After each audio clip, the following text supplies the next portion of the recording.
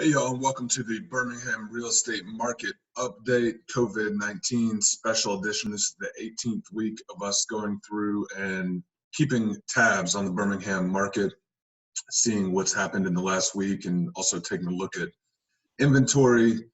So that's what we're going to do today. We're going to look at what happened in the Birmingham market in the last week in terms of sales and in terms of active and contingent properties, and just how the whole shutdown and reopening process is affecting our market.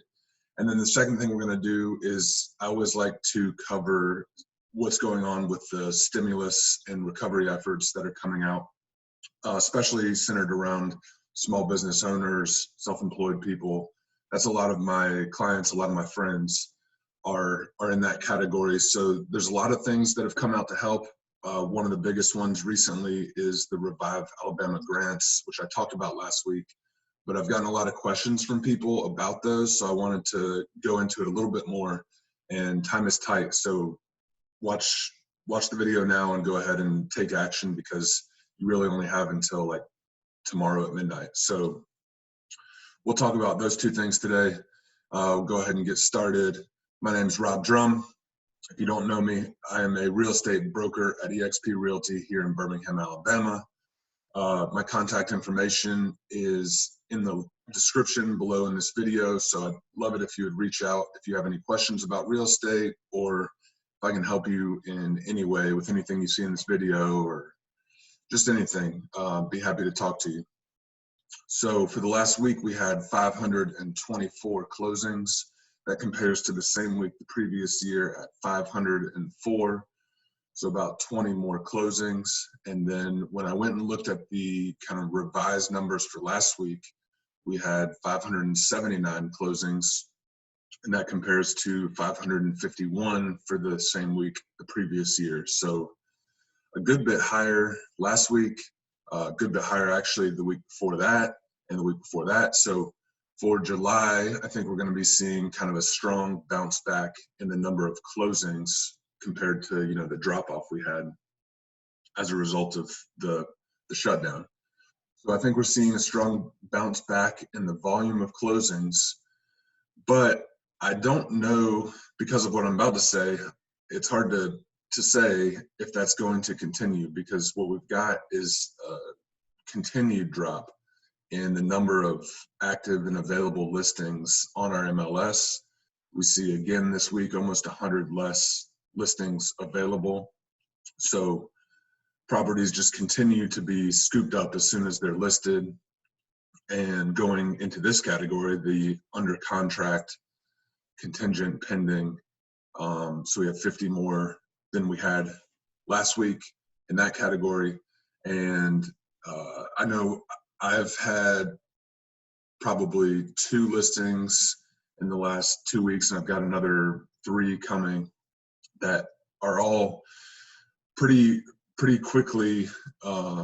People come see it, make offers, and go under contract pretty quickly. So it's definitely a great market if you have a property to sell, and if you are looking to buy a property, you have to be pretty aggressive to get one. So that's kind of the summary of the market. I wanted to really get into this Revive Alabama grant because I think it's free money for business owners. So it's something that can really help a lot of you, especially if you're struggling right now through anything related to the COVID-19 recession we're in.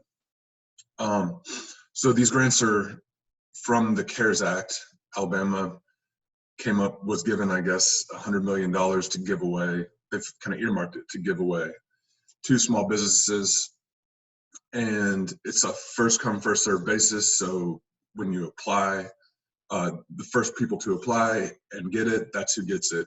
It's not based on merit or anything like that. It's just you apply and you get it. And if there's money left, you'll get it distributed. The application window is only open for businesses from 0 to 20 employees until July 25th. I don't know what happens after that. I don't know if it's open to larger businesses, or I'm not really sure, but I know for like the self-employed and small business people, The application is only open until tomorrow at midnight, so you definitely want to jump on this if you're interested in it. The qualifications are similar to PPP loans, but you can get both. So I researched this, and as long as you're using them for different purposes, you can get both. The grant is available to be used for a lot of different purposes other than just payroll and rent utilities like the PPP loan is. So it's pretty easy to justify getting both. And so what I wanted to do, I had a couple questions about how to actually apply for this and where to actually go. So here I just Googled Revive AL grants, and that takes you to this revenue.alabama.gov website here. And this is their FAQ that just tells you everything kind of about it. The maximum grant is $15,000. The deadline here, July 25th. So to answer all your questions, they'll tell you here, are you eligible to apply? It'll kind of walk you through a couple different things. But then how do I apply? So this is where I think I heard of a couple people getting hung up. You have to have an account at this MAT, which is My Alabama Taxes. I already had one, and so what I did to get one a couple years ago was I had to register here. They sent me a card in the mail, and it gave me an access code and a couple, an account number, some things that I then had to go online and create the account. You can't just create an account like a Gmail or something or a Facebook. They have to kind of do some verification. So let's see, I'm already there. So when you click this link right here to My Alabama Taxes, it takes you here, which is the official application, My Alabama Taxes official application of the Alabama Department of Revenue. So here's where you would log into your account. If you already have one, you can log in. There should be a button to apply for the Revive Alabama grant. And then you just fill out your kind of basic information, revenue, information about your business.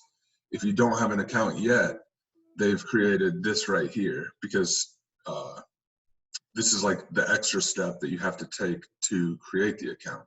So application for MAT account for RASB grant, which is the Revive Alabama.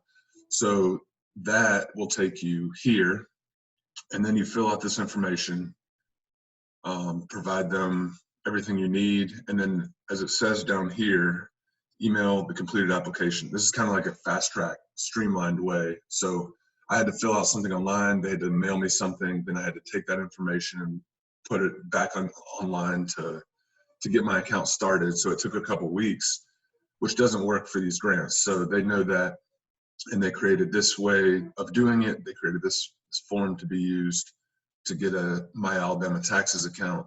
You just email the completed application to this email address, and then it says right here, only to be used for creation of an MAT account in relation to Revive Alabama small business grants. So we know we're in the right place, doing the right thing to get the portal opened where you can at least apply for the grant. So hopefully that helps. Hopefully that will get you in the right place for applying for these. And there's a couple other things coming down the road as far as stimulus. The Senate is working on another bill, and probably going to have direct payments in it. Who knows what else, but I will be on top of it. I will be keeping you updated, and I'd love it if you would subscribe to this channel. I'm going to stay on top of Birmingham market as well as everything stimulus and recovery related.